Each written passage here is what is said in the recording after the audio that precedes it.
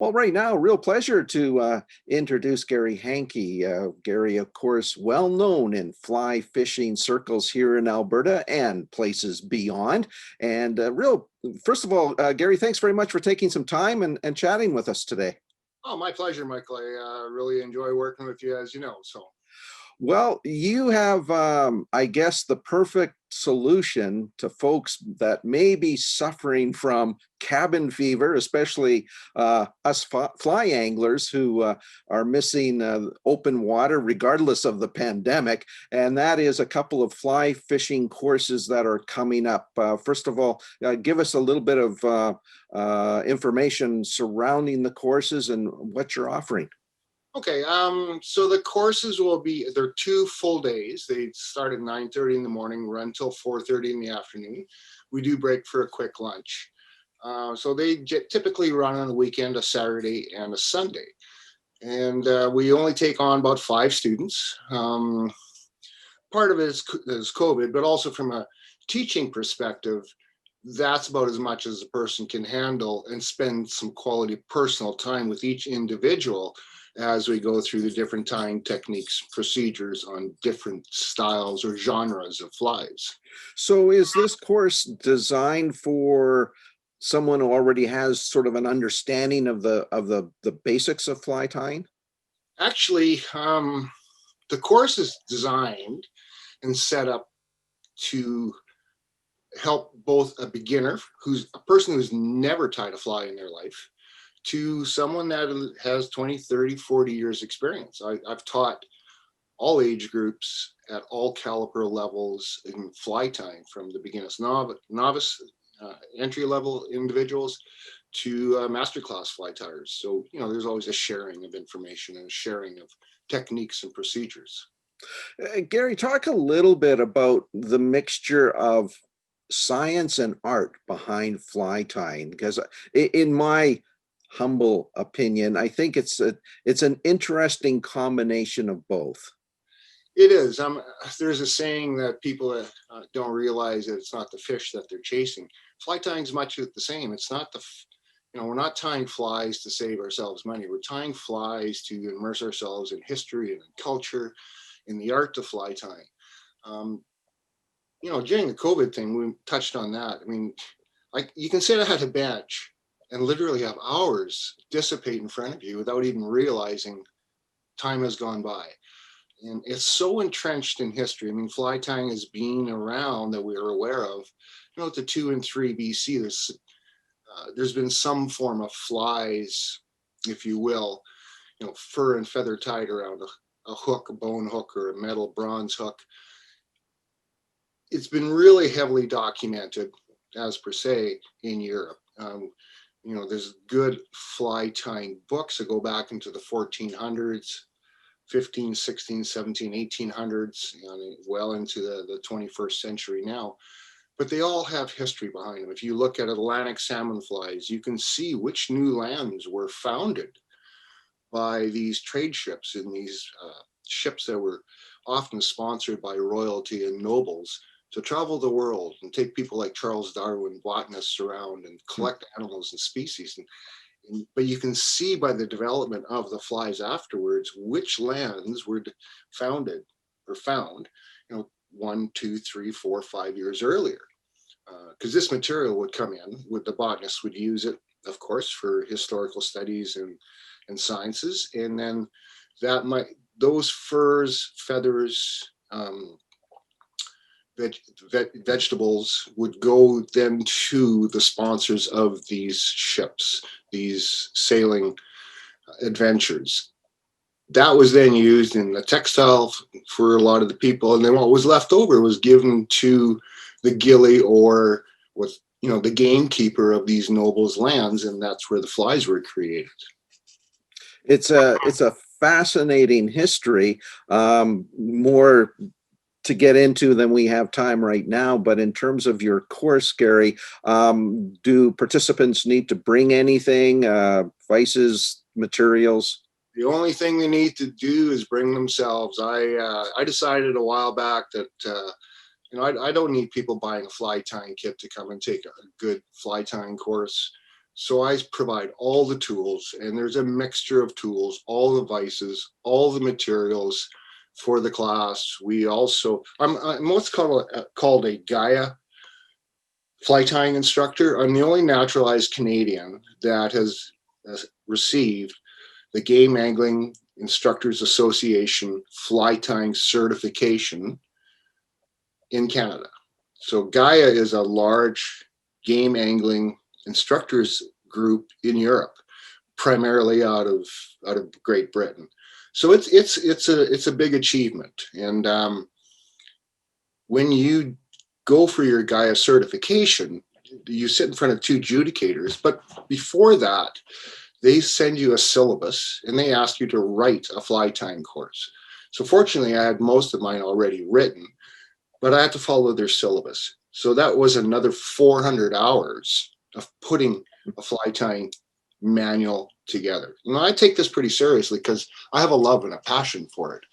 And I think it behooves me to give the best I can as an instructor to all my students so they learn the proper methods, proper tying techniques and procedures, how to work with materials, how to work with tools, what to look for when they're buying tools, materials, books, those kind of things. And I think that's important because there's so much input to it now. How do you find a sense of direction?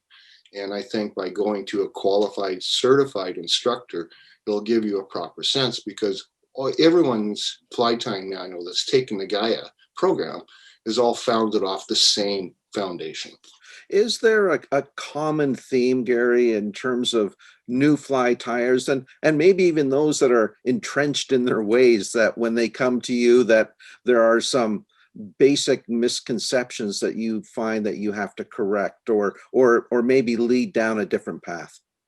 Yeah, I guess there's a bunch of different, there's probably a bunch of different answers to that, Michael. What's a properly tied fly? How do we set that up? It's always a good foundation, just like under a house, a good foundation gives that home or that fly the sturdiness to last throughout a season or multiple seasons or through multiple fish.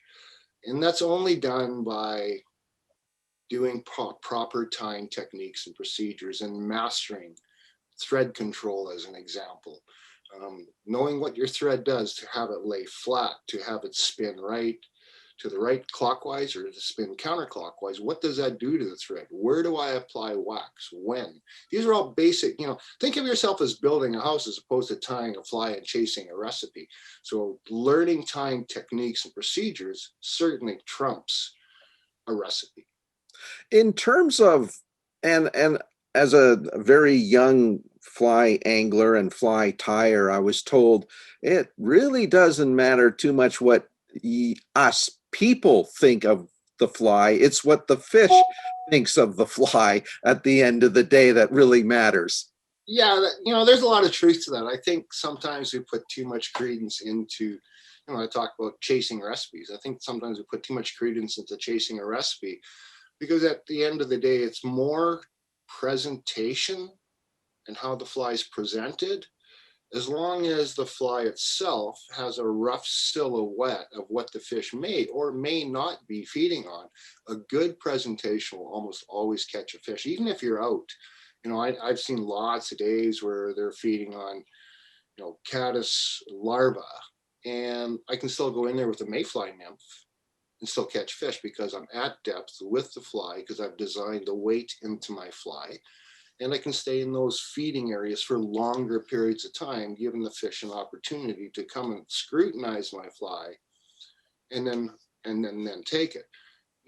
That's subsurface. Above surface or on surface, so with the dry fly, you probably have to be a little bit more precise on your proportions. There's lots of times and I'm sure you've seen this, Michael, where the fish will rise up, look at the fly, and will drift back with the fly for long periods of time and then go down. Well, that thing just inspected your fly and said, something's wrong.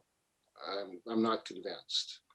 So how do you overcome that? And I guess, and this is where, again, in my opinion, the uniqueness of learning to tie a fly comes in. And that is, yes, you can tie flies to catch fish, but you can also just tie flies for the sheer art element of it.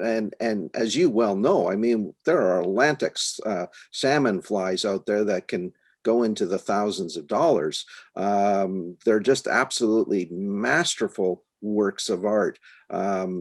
Your feeling on sort of that other side of fly tying, Gary? I like both sides of it. The fishing side of it is absolutely wonderful, but the artistic side of it really brings out a lot of talent, a lot of creativity in the individual. And some of the things I've seen, museum quality flies tied by people like Tom Herr out of the US, his Atlantic salmon flies, and guys like Terry Landry on the East Coast, and Jacques Scott or Todd Kennedy on the East Coast. And I mean, they're absolutely stunning, stunning fly tiers. I mean, that's just North America. If you get into the international culture, the work is so beautiful. I mean, they're just, you don't want to ever fish it. You want to frame it, put it in the wall, on the wall in your office somewhere. I've got one of those on the wall. It's staying there, that's for sure. Gary, just to wrap this up once again, thanks so much for spending some time with us today. Give us again the dates, and when do folks need to register by? Well, we try to get people to register as early as possible because there is only 5 seats per class, but they're on Eventbrite, and we'll post that up later for you. There's a listing that you can go to, and you can walk through that. And there's dates set for mid-January, mid-February, mid-March, and mid-April. Pick the date, the weekend that suits you. If you want a private lesson, by all means, reach out. I'm more than happy to help with that as well, if these dates don't suit your needs or timelines.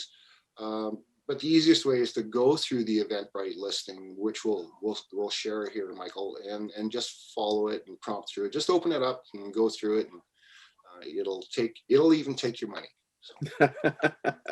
And we should, I guess we'll tease the audience a little bit, Gary. I know that you and I are trying to, again, I guess with COVID and all the rest of it, but we're going to try and work out an opportunity to introduce viewers to a basic fly tying demonstration that we're going to film, and I'm really looking forward to that opportunity, and hopefully getting more people involved at this time of year into getting into fly tying. It's a lifelong passion, and you are certainly the embodiment of that endeavor. Gary, thanks again. We really appreciate it. Oh, you're more than welcome, Michael. My pleasure.